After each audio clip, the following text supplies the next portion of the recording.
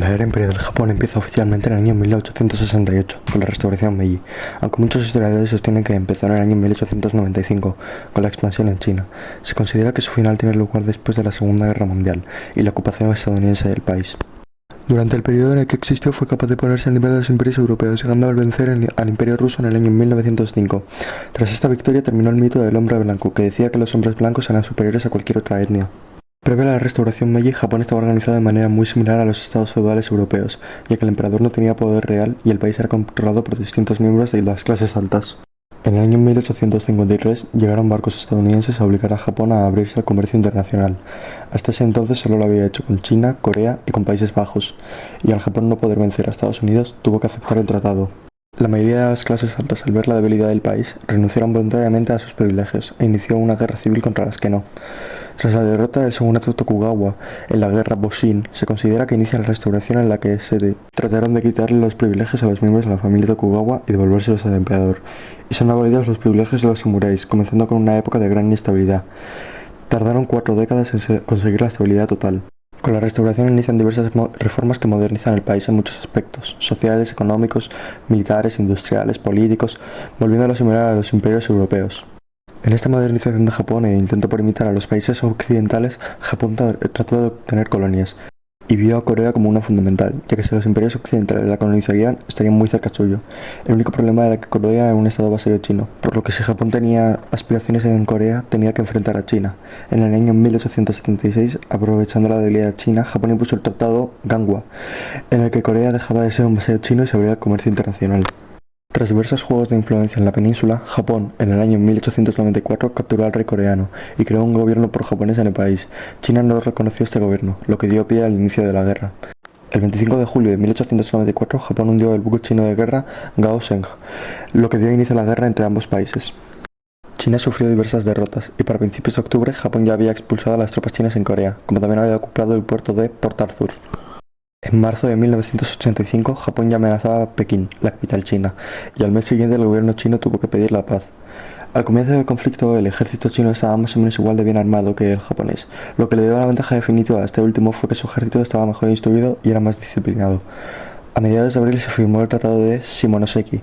Se cedió a Japón la isla de Formosa y las Islas de los Pescadores, además de gran parte de la península de Liaodong, incluyendo Port Arthur. También creció la influencia china en Corea. A comienzos del mes de mayo, Rusia, Alemania y Francia obligaron a Japón a renunciar a los territorios de Liaodong.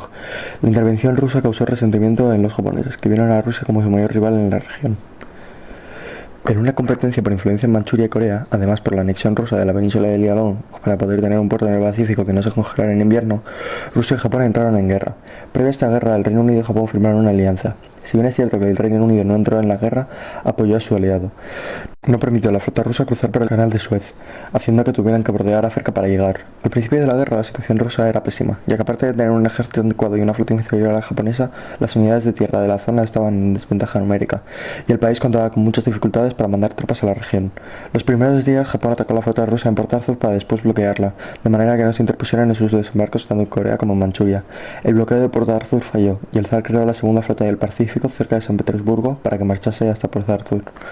A finales de julio empezaron los intentos japoneses de conquistar Port Arthur.